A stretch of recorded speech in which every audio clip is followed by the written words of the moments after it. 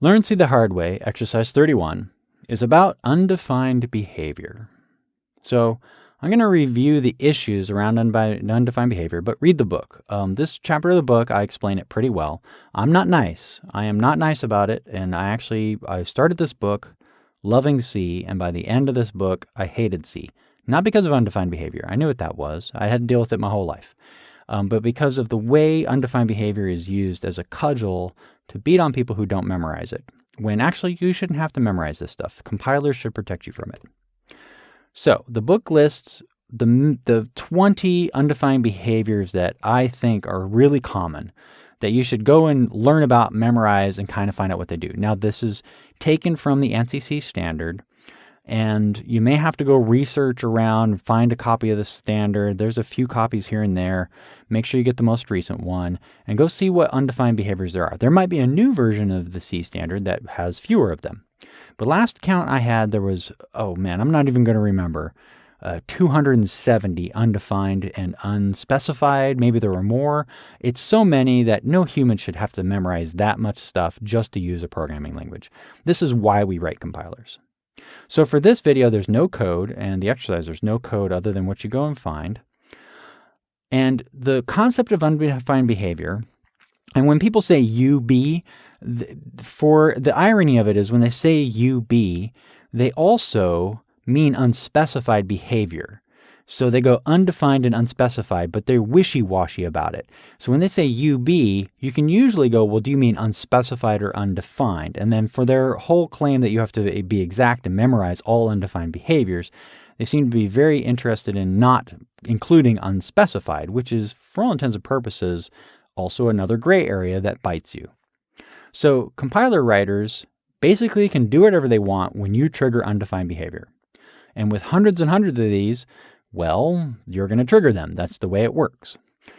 This means that they can even do nothing, which will ruin you silently. There's several recent security bugs that were caused because someone just did some fancy math, like not even really complicated math, and that math got skipped and it caused a massive bug that had to be fixed. So you can't memorize all of them unless you want to just waste your life memorizing something so esoteric and dumb that really nobody should have to memorize it. Or you can try to avoid it. So that's what I try to have you do in my book. Rather than make you memorize all of them, I have you learn a few of them. 20 of them, which, really, that's still a lot. And that's not even scratching the surface. That's just the ones I found to be common. Okay, so for practical purposes, unspecified is the same as undefined. The purists are going to lose it when they read that. But honestly, I've even ran into unspecified behavior that compiler writers just don't care about. They treat it just like undefined behavior. You might as well just consider them the same thing and try to avoid as much of it as possible. And in fact, the quibbling over unspecified versus undefined is it's arbitrary. These should just be combined. My take on it is by having unspecified, they were able to sort of not admit that they had so many parts of the standard that they just didn't want to lock down. So there's some handy tools. Clang has this really great option called fsanitize undefined. It's great. It also includes a whole bunch of stuff, and you can also add in memory and thread sanitizing, and this is great. Finally, a C compiler that will let me ask it to please protect me from this undefined demon.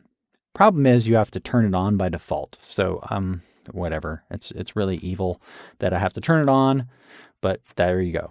So I'm using Clang in this course, but I don't turn that on, mostly just because I'm just coding through the book. But you can see Clang gives out really good error messages and has a lot of really nice advantages. It's a very good compiler.